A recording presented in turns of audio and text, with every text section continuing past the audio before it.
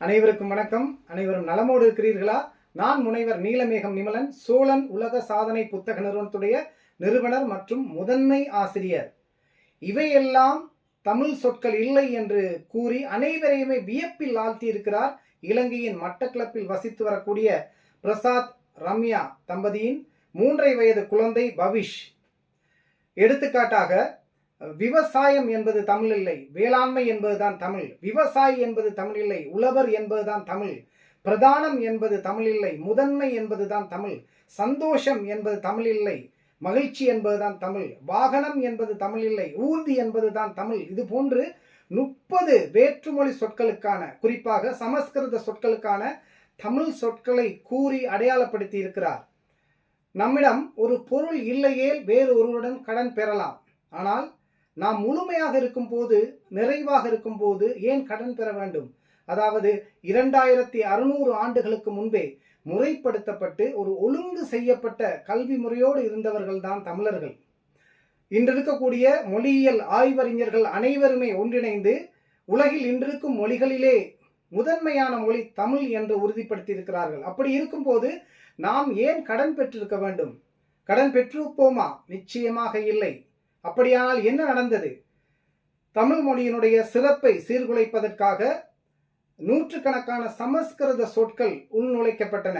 நமது அறியாமையின் காரணமாக இன்றும் நமது அடிப்படை வாழ்வியலில் அந்த மொழி சொற்களை நாம் பயன்படுத்தி வருகிறோம். எனவே அது பற்றிய விழிப்புணர்வை அனைவர் மத்தியிலும் ஏற்படுத்தும் நோக்கத்தில் 3 வயது குழந்தை பவிஷ் 30 சமஸ்கிருத சொற்களுக்கான தமிழ் சொற்களை தெளிவாக கூறியிருக்கிறார். அதேவேளை 150 பொது அறிவு கேள்விகளுக்கு குறைந்த நேரத்தில் பதிலளித்திருக்கிறார். மேலும் 50 சொற்களுக்கான ஒத்த கருத்துடைய சொற்கள் மற்றும் 50 சொற்களுக்கான எதிர்கருத்து சொற்களை கூறி ஒரு முயற்சியை மேற்கொண்டார். அந்த முயற்சியை உலக சாதனையாக பதிவு செய்வதில் சோழன் உலக சாதனை புத்தக நிறுவனம் பெரும் மகிழ்ச்சி அடைகிறது.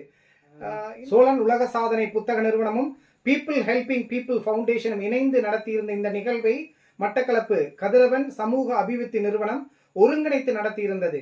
அதேவேளை பல்வேறு பணிகளின் மத்தியிலும் இந்த நிகழ்வை மேலும் சிறப்பு செய்வதற்காக வந்திருந்த மட்டக்களப்பு மாவட்ட பாராளுமன்ற உறுப்பினர் மாண்புமிகு ராசமாணிக்கம் சாணக்கியன் ஐயா அவர்களுக்கு சோழன் உலக சாதனை புத்தக நிறுவனம் சார்பாக மனமார்ந்த நன்றிகளை தெரிவித்துக் கொள்கிறோம். அதேவேளை சிறப்பு விருந்தினர்களாகவும் கௌரவ விருந்தினர்களாகவும் வந்திருந்து நிகழ்வை சிறப்பு செய்த அனைவருக்குமே மனமார்ந்த நன்றிகளை தெரிவித்துக் கொள்கிறோம்.